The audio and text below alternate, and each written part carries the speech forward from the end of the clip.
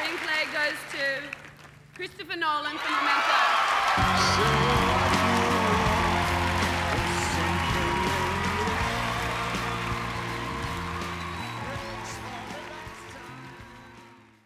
Hello les amis, hello peut-être les passionnés de Christopher Nolan.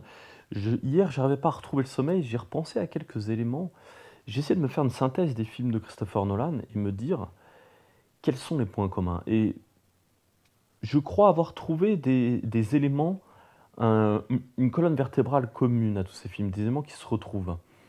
Alors parmi ces éléments, le premier que je dirais, c'est celui, comme le titre que j'ai donné, l'effet miroir.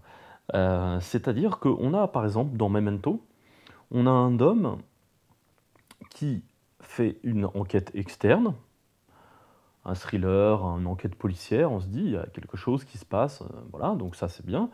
Et en même temps, une espèce d'introspection. Pourquoi il se souvient pas, etc. Et alors, le truc supplémentaire, c'est qu'il se donne à lui-même les éléments de l'enquête, puisqu'il note sur son bras ce qu'il faut faire. Donc c'est lui-même qui s'indique à lui-même, à un autre lui-même. Donc il y a cette espèce de regard en chien de faïence, on dira. Ensuite, on a, je vais mettre les Batman de côté pour l'instant, c'est plutôt des films de commande qui ont un scénario obligé avec parce que ça vient de comics et tout ça. Ensuite, on a Inception. Inception, on a aussi cet élément-là, un élément extérieur, on va aller chercher à craquer l'esprit des gens dans les rêves pour trouver un numéro de code, banque, ce que vous voulez. Donc il y a une investigation extérieure, mais là aussi extérieure, et en même temps, c'est toujours, on raccroche ça un élément à l'extérieur, mais c'est toujours, ça se passe en introspection. Et on a également cet effet miroir quand vous voyez DiCaprio est à Paris, et qu'il montre qu'en fait l'univers n'est qu'illusion, et on voit le Paris se replier, comme le film qui s'est planté Upside Down, je crois. Et donc le dessus qui est en dessous, cet effet miroir. Et ensuite, la seconde chose, c'est également l'introspection, comme j'ai dit, et on va chercher au plus profond, évidemment, dans le sommeil. Mais là aussi, les éléments, plus on avance, plus on se rend compte que les protagonistes extérieurs, c'est comme si on cherchait à se dépatouiller en nous-mêmes, dans nos souvenirs, voilà. Et il n'y a plus vraiment, comme dans les Batman, en l'occurrence, il n'y a pas vraiment de Joker, il n'y a pas de recherche avec un personnage qui va aller conquérir comme en heroic fantasy, on va dire, voilà. Il y a cette recherche intérieure, voilà. Je passe ensuite le Prestige. Le Prestige, donc à nouveau, cet élément d'illusion qu'il y a eu dans tous ces films, les apparences, ça sera un deuxième thème, hein, effet miroir, et deuxièmement, effet magique, les apparences sont trompeuses. Voilà. L'effet miroir, c'est le personnage, comment il fait pour faire illusion, puisqu'on a, excusez-moi, Wolverine, l'autre personnage, qui est extraordinaire en tant qu'acteur dans ce film, et qui cherche le secret de son concurrent. No more secrets. Secrets in my life. Et le secret du concurrent, c'est qu'en fait, il a un frère jumeau, un double. Il se fait face à lui-même, et qu'il est toujours dans l'illusion. Le spectateur, comme l'enquêteur, on va dire, qui cherche et qui ne trouve pas pourquoi, comment, etc. Et en fait, l'autre, c'est lui-même. L'autre, le jumeau, qui était en fait enfin, vous avez compris le truc. Et les éléments, il y a également des éléments d'introspection, des éléments de par quoi, on va dire, par le deuxième magicien qui va se répliquer lui-même. Et encore une fois, c'est une sorte d'effet miroir, c'est un clone de lui-même qui va devoir tuer à chaque fois, etc. Et c'est en fait une descente aux enfers, comme il y a une descente dans les rêves d'Inception jusqu'à se perdre. Il y a ça dans Inception, il y a ça dans Le Prestige. Ensuite, dans Interstellar, Cooper, donc le personnage principal, est parti à la recherche d'une autre solution pour sauver l'humanité, on va dire, au fin fond de la galaxie, et poussé par une espèce de fantôme, un extraterrestre, voilà, et il va dans le trou noir, on ne sait pas pourquoi c'est là, c'est les extraterrestres, des êtres pluridimensionnels, et en fin de compte, il finit par s'apercevoir, et le spectateur avec, le secret n'est pas éventé. on se rend compte qu'en vérité, c'est lui-même qui s'est envoyé. Et on se rend compte également, c'est dit moins explicitement, il n'y a pas d'illustration à l'écran, c'est que les êtres pluridimensionnels sont en fait les êtres humains dans le futur. C'est ce qu'on comprend, il le dit plusieurs fois, et voilà, mais on ne voit pas, il n'y a pas une image, ça aurait été ridicule. Et là aussi, l'élément introspection, on va dire, c'est l'élément illusion, c'est celui-ci, hein, la distorsion, et puis l'élément introspection, c'est l'élément familial. Voilà, on doit aller dans les étages de plus profond, plus profond. Là, il se retrouve derrière la commode, la bibliothèque de sa fille. Il y a un élément, comme dans Inception, on s'enfonce dans les rêves, on s'enfonce dans l'illusion pour casser, en fait, comme dans Inception, plus on va au fond de l'illusion, plus une sorte de psychanalyse, plus on casse l'illusion pour révéler le réel, le vrai. Sans pour autant, comme dans Le Prestige, sans pour autant faire tomber tout le décor et être là triste. Chez Christopher Nolan, la réalité tombe, mais elle est révélée, comme je disais tout à l'heure, et l'enchantement demeure.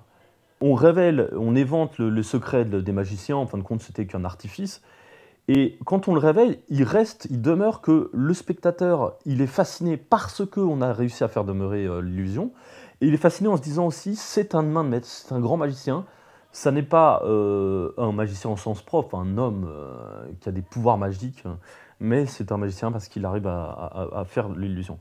Ensuite, le dernier film, Tenet, pardon, excusez-moi. Tenet, l'effet miroir, est assez évident puisque c'est la même réalité vue par deux perspectives inverses. Là, dans Tenet, on replie le temps sur lui-même. C'est ce que dit d'ailleurs l'explication qui est donnée dans Interstellar pour les trous de verre, hein, c'est une explication assez scientifique, pour aller pour plier l'espace et aller rapidement dans une autre galaxie, à l'autre bout de l'univers. Là, dans Tenet, on replie, on repasse par le même moment, mais par un autre couloir. Être pluridimensionnel, on dira.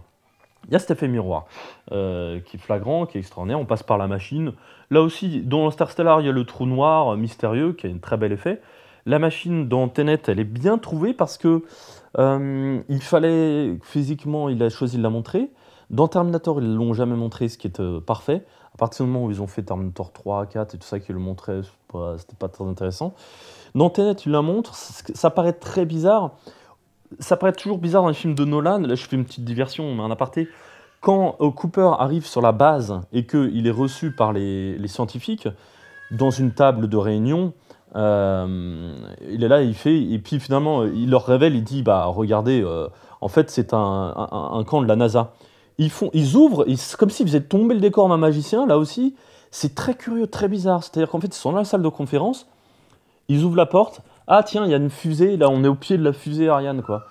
C'est très bizarre. Les espaces, là, il y a des trucs qui sont très bizarres chez Nolan. Bah, je le relis à ce que j'ai dit par rapport aux musiciens, du genre, voilà, abracadabra, on fait tomber le décor, c'était pas une salle de réunion, paf, c'est la NASA. No more secrets. Secrets in my life. Et dans Tenet, c'est assez curieux, on se dit où est-ce qu'ils sont. Il y a une machine qui est là, alors il donne 2-3 explications, mais bon, bah, il passe dans un endroit, dans un autre. C'est un peu bizarre. Voilà. Ensuite, maintenant on passe au dernier, Oppenheimer. Là, c'est beaucoup moins présent. Je dirais qu'il n'y a pas d'effet miroir de repli, ou du moins, il y a plusieurs temporalités et elles recouvrent toutes. En fait, il y a ce qui est en couleur, c'est le présent, on va dire, et ce qui est en noir et blanc, c'est le futur. Mais c'est le futur qui embrasse le passé présent. Je dirais que c'est un peu façon poupée russe, comme Inception, et c'est un petit peu, je sais pas, comme la coque d'un sous-marin. Vous voyez, il y a plusieurs en fait épaisseurs, on dira, et c'est comme si l'élément en noir et blanc recouvrait un peu tout, emballait ou donnait une autre couche interprétative qui là est figurée. Dans Interstellar, elle est figurée au long du film, tout au long du film également. Elle n'est pas entrecoupée, mais elle est pas aussi flagrante. C'est-à-dire qu'on comprend que c'est le passé, le futur dans Interstellar, dans Oppenheimer très rapidement. C'est montré noir et blanc en couleur. Et ça n'est pas une intrigue dans Oppenheimer. Il n'y a pas une intrigue par rapport à la temporalité. Même si, à un moment, quand on comprend que Oppenheimer fait exprès de jouer la victime dans le jury, et que sa femme lui dit « Mais pourquoi tu ne te défends pas? Pourquoi tu ne te défends pas ?» on comprend en fait que c'est une tactique. Il a été malin, il s'est dit « Bon, je suis accusé, j'ai de grandes chances de perdre, ben, je vais faire en sorte de me dédouaner moralement et vis-à-vis de la conscience publique en n'étant pas celui qui a déclenché la bombe, c'est Truman qui l'a déclenché. Et Roosevelt, Truman, etc. Et donc, ce qui se passe, c'est que il y a un petit élément comme dans le Prestige, du genre abracadabra, en fait, j'ai joué la victime pure, mais en fait, je l'ai fait, c'est-à-dire mon moi futur m'a envoyé des infos pour me dire surtout joue la victime.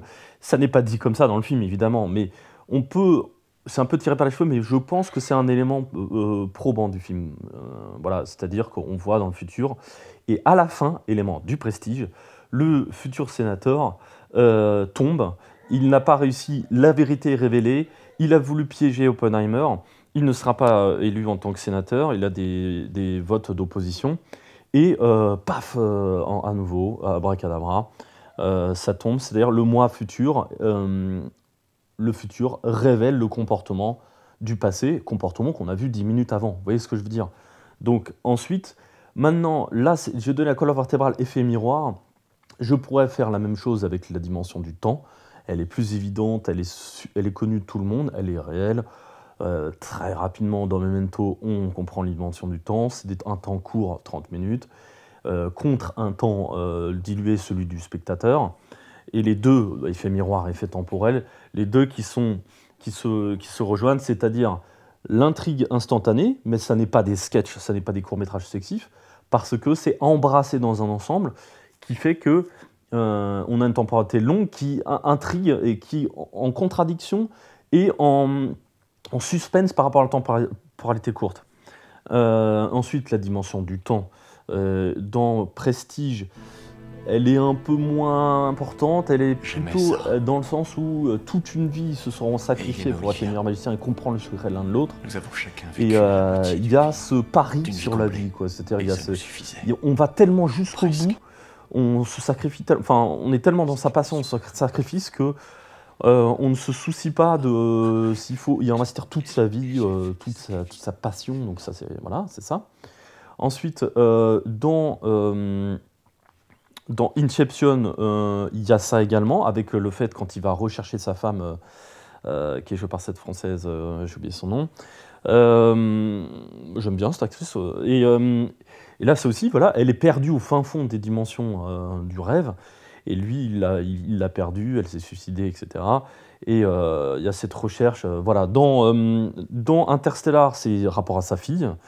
Et aussi une perdition temporelle, évidemment, les distorsions temporelles, on le sait. Ensuite, la montre clic-clac, clic-clac, dans le sens où il y a également, donc, en plus des dimensions temporelles, distorsions temporelles, et il se sacrifie sur toute sa vie, il retrouve sa fille qui a 120 ans, on va dire.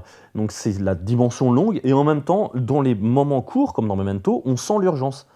Dans beaucoup d'épisodes, il y a l'urgence, vite, il faut, à cause de la temporalité longue, parce qu'on va perdre, il va se passer 25 ans, vite, on n'a plus le temps.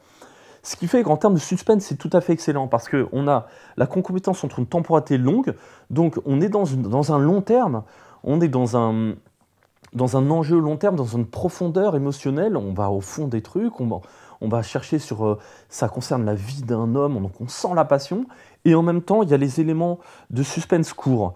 Et comme je l'ai dit, l'un alimente l'autre. Ils ne sont pas en opposition, ça n'est pas...